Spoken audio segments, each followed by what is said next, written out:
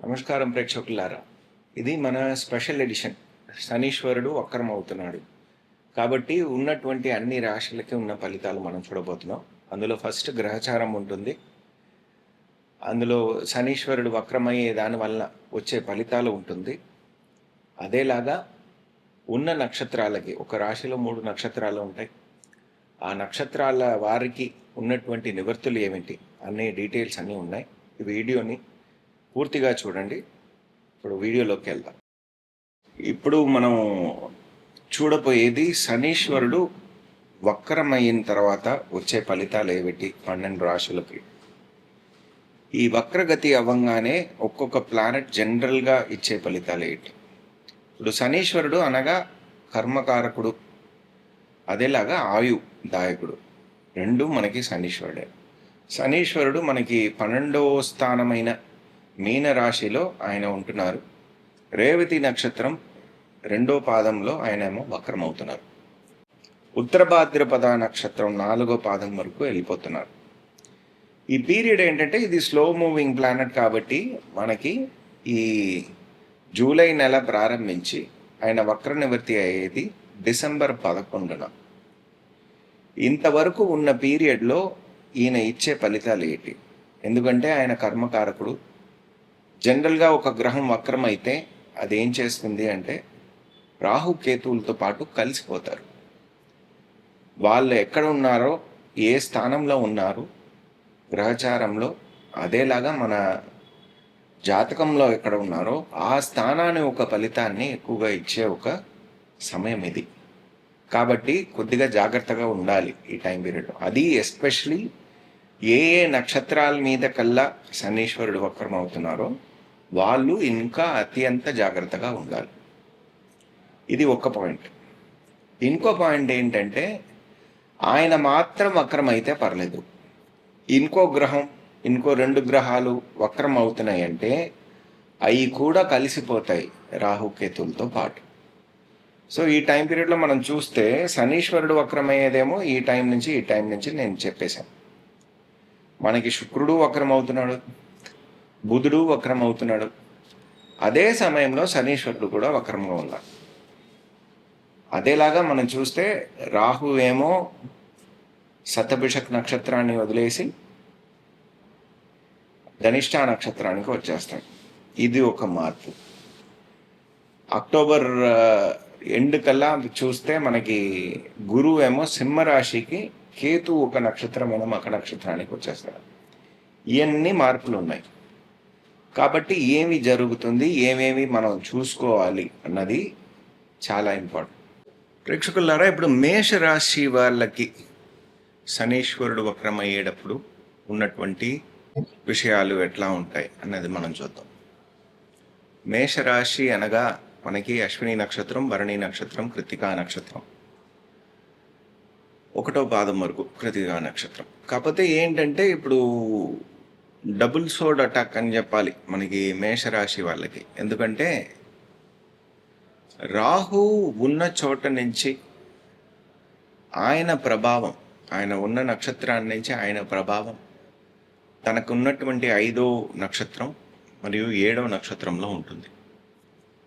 5వ నక్షత్రం అనగా ఇప్పుడు అశ్విని నక్షత్రం వచ్చేస్తుంది. అదేలాగా 7వ నక్షత్రం అనగా కృత్తికా నక్షత్రం అన్నది వచ్చేస్తుంది. మళ్ళీ మనకి శనీశ్వరుడేమో 12వ స్థానంలో ఉంటున్నాడు. ఆయన కూడా వక్రం అవుతున్నారు. 26 నుంచి ఆయన వక్రమై ఫస్ట్ స్టేజ్లో మనకి మకర రాశి ఒక రిజల్ట్స్ ఇస్తారు. అది మనకి 20 ఆగస్ట్ వరకు ఉన్న సమయం మకర రాశి ఒక రిజల్ట్స్ ఎక్కువగా ఇస్తాడు. మకర రాశి వాళ్ళ ఒక రిజల్ట్స్ అని చెప్పేటప్పటికీ మేషరాశి వాళ్ళకి అది 10వ స్థానం. 10వ స్థానం అనగా కర్మస్థానం, నాన్నగారిని పార్షియల్గా చెప్పేటువంటి స్థానం. అదేలాగా మనం ఉద్యోగ స్థానం, మనం ఏం ఉద్యోగం చేస్తున్నామో ఆ స్థానాన్ని కూడా అది గుర్తిస్తుంది. కాబట్టి ఆ స్థానంలో ఉన్నటువంటి విషయాలు చాలా మార్పులు అన్నది ఈ టైం పీరియడ్లో వస్తుంది. వస్తుంది అంటే ఎప్పుడైనా సరే 12వ స్థానంలో శనీశ్వరుడు ఉన్నా, శనీశ్వరుడు మన రాశిని చూస్తున్నా, లేకపోతే మనకి 7.5 సాటర్న్ అనేది జరుగుతున్నా, ఒక మార్పు అన్నది వచ్చే సమయం అని చెప్పాలి. సో ఇది ఒకలాంటి రెడీనెస్ స్టేట్లో మీరు ఉంటే కనుక ఈ టైం పీరియడ్లో మనకి 20 ఆగస్ట్ వరకు ఉన్న టైం పీరియడ్లో ఒక మంచి మార్పు అన్నది వచ్చే అవకాశం ఉంది. లేకపోతే ఏంటంటే బిజినెస్ చేసే వాళ్ళకి చేసిన విషయాల్ని మళ్ళీ సరిదిద్దుకోవాల్సిన ఒక పరిస్థితి అన్నది ఈ టైం పీరియడ్లో ఉండొచ్చు. లేకపోతే ఏదైనా వదిలేశారు, తర్వాత చూసుకుందాం అంటున్నారు, ఏదో ఒక పేమెంట్ ఇచ్చేసాను అనుకుంటారు, అది ఇచ్చి ఉంటారు, అది ఒక లంసంగా ఒక టైం పీరియడ్లో మనకి ఇదంతా మీరు ఇవ్వలేదండి, మీరు ఇప్పుడు ఇవ్వండి అని చెప్తారు. అప్పుడు మన దగ్గర డబ్బులు ఉండవు. దానివల్ల కొద్దిగా ఇబ్బందులు, ఇటువంటి విషయాలన్నీ ఈ టైం పీరియడ్లో రావచ్చు. నాన్నగారు ఒక ఆరోగ్యం అన్నది మనం గమనించి చూడాలి ఈ టైం పీరియడ్లో. ఇదంతా మనకి ఈ 10వ స్థానాన్ని ఇన్ఫ్లుయెన్స్ చేసేటప్పుడు వచ్చేటువంటి రిజల్ట్స్ ఆగస్ట్ వరకు. ఆగస్ట్ తర్వాత ఆయన 1వ పాదానికి వెళ్ళిపోతారు. సో అది 9వ స్థానం. మళ్ళీ మనకి ఈ టైం పీరియడ్లో ఏంటంటే ఇప్పుడు ప్రాపర్టీ ఏదైనా కొనుక్కుందాం, ఏదైనా చేస్తున్నాం, లేకపోతే వాహనాలు ఏదైనా కొందాం, పెద్ద ఇన్వెస్ట్మెంట్ ఏదైనా లాజిస్టిక్స్ కంపెనీస్ వాళ్ళు జరుపుతున్నారు, వాళ్ళు ఏదైనా చేయాలనుకుంటున్నారు, బిల్డింగ్ ఏదైనా లేపాలనుకుంటున్నారు, ఇటువంటి విషయాలు ఉంటే దానికి ఏదైనా అడ్వాన్స్ ఇవ్వాలి, ఏదైనా చేయాలి అనుకుంటే ఆ ప్రాజెక్ట్ ముందరకు పోకుండా వెనక్కి రావడం, దాంట్లో ఉన్నటువంటి విషయాలు మళ్ళీ సరిదిద్దుకోవడం, లేకపోతే దానికి రావాల్సిన డబ్బులను వేరే ఎక్కడైనా మనం డైవర్ట్ చేసి ఉంటాం, మళ్ళీ దాన్ని ఇటువైపు డైవర్ట్ చేయాలి. ఇటువంటి ఇబ్బందులు ఈ టైం పీరియడ్లో రావచ్చు. అదేలాగా ఫారిన్ వెళ్ళి చదువుకోవాలి అనుకునే వాళ్ళకి కొద్దిగా అప్స్ అండ్ డౌన్స్ అన్నది ఈ టైం పీరియడ్లో ఉంటుంది. మన జాతకంలో కనుక బేసిక్గా శనీశ్వరుడు వక్రంగా ఉన్నాడు అంటే ఈ వక్రంగా ఉన్న పీరియడ్ అంతా మీకు మంచి రిజల్ట్స్ అనేది వస్తుంది. లేడు అంటే మనకి ఈ టైం పీరియడ్లో మళ్ళీ చేయాల్సిన విషయాలు ఇవన్నీ మళ్ళీ చేయాల్సిన ఒక సిచ్యువేషన్ అనేది వస్తుంది.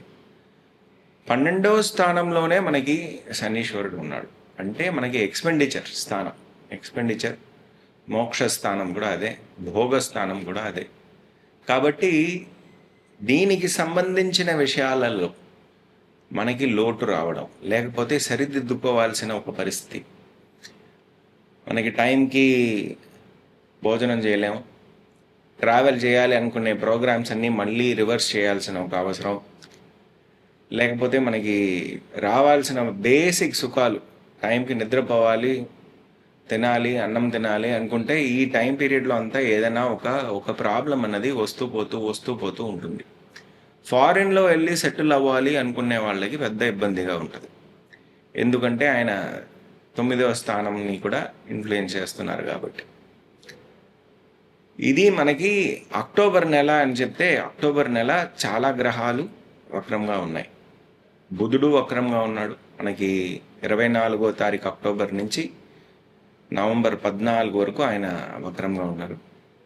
శుక్రుడు అక్కడే తులారాశిలోనే వక్రంగా ఉన్నారు. ఆయన 3 అక్టోబర్ నుంచే ఆయన వక్రం ప్రారంభించేస్తారు. నవంబర్ వరకు ఆయనది కూడా వక్రంగా ఉంది. ఇది 7వ స్థానం. సో మీకు 7వ స్థానం అనగా పెళ్ళి, పార్ట్నర్షిప్, ఇటువంటి విషయాల్లో ఇబ్బందులు వస్తుంది. అదేలాగా ఫారిన్ వెళ్ళి చదువుకోవాలి అనుకునే వాళ్ళకి కొద్దిగా అప్స్ అండ్ డౌన్స్, ఇబ్బందులు అన్నది వస్తుంది. ఇది 7వ స్థానంలో కూడా మనకి కేతు ఒక ప్రభావం అన్నది ఉంది. ఇప్పుడు మనకి చైత్ర నక్షత్రంలోనూ విశాఖ నక్షత్రంలోనూ ఆ ప్రభావం ఉంటుంది. సో ఇప్పుడు ఉన్న కాలం, ఈ కాలం అంటే మేజర్ డెసిషన్స్, ఎస్పెషలీ పార్ట్నర్షిప్కి, పెళ్ళికి ఏదైనా చేస్తున్నారంటే అతి జాగ్రత్తగా చేయాలి. బిజినెస్ పరంగా ఏదైనా విషయాలు మనం చేయాలనుకున్నా అతి జాగ్రత్తగా చేయాలి. ఇప్పుడు రాహువేమో మనకి అక్టోబర్ నెలలోనే శతభిషక్ నక్షత్రం నుంచి ధనిష్ఠా నక్షత్రానికి వచ్చేస్తాడు. ధనిష్ఠా నక్షత్రంలో వచ్చిన తర్వాత అశ్విని నక్షత్రం ఫ్రీ అయిపోతుంది, కాకపోతే భరణి నక్షత్రం అక్కడ ఆ స్లాట్లో పడుతుంది. భరణి నక్షత్రం, రేవతి నక్షత్రం ఈ రెండు రాహు ఒక ప్రభావంలో వచ్చేస్తుంది.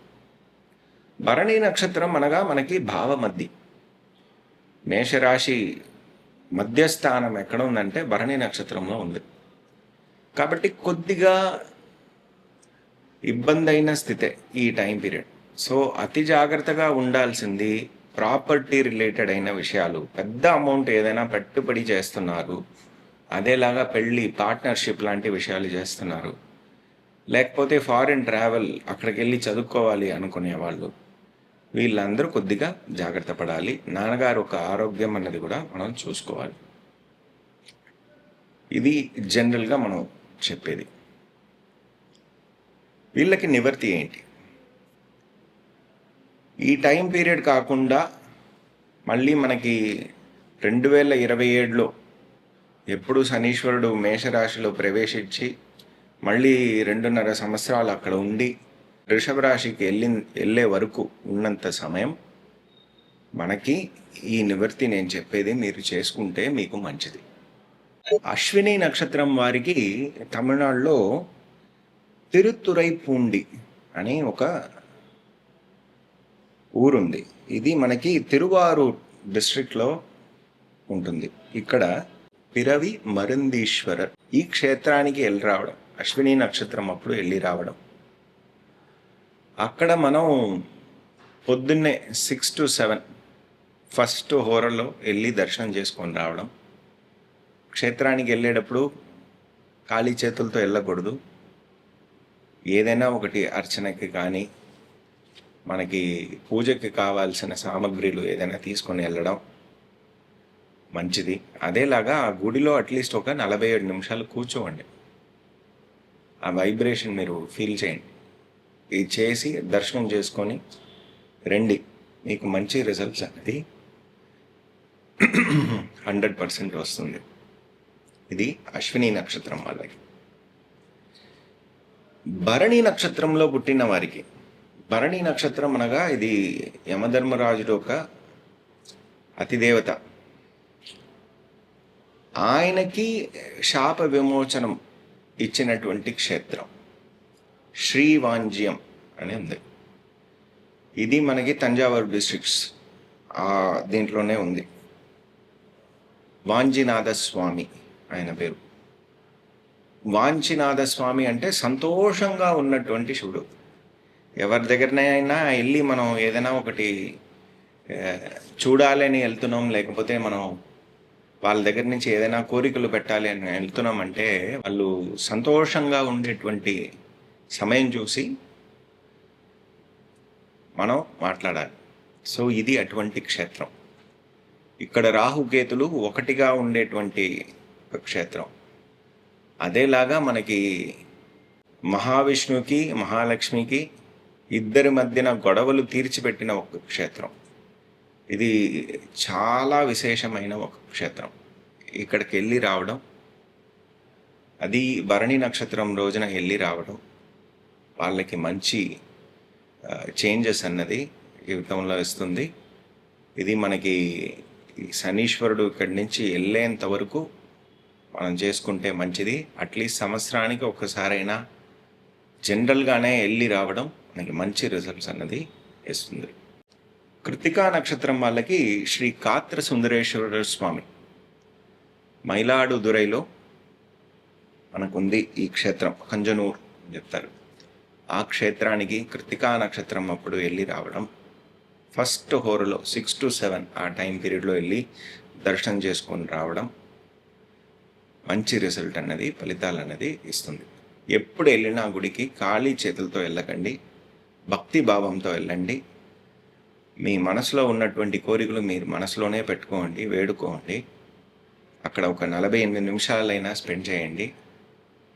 పూజకు కావాల్సిన ఒక సామగ్రి, లేకపోతే దేవుడికి మనం చేయాలి అనుకునేటువంటి గుడికి కావాల్సిన ఒకటి సామగ్రిలు కొద్దిగా కొని అక్కడ ఇచ్చిరండి. అక్కడ కూర్చోండి, కొద్దిగా ధ్యానించండి. మీకు మంచి రిలీఫ్ అన్నది 100% వస్తుంది. ధన్యవాదాలు.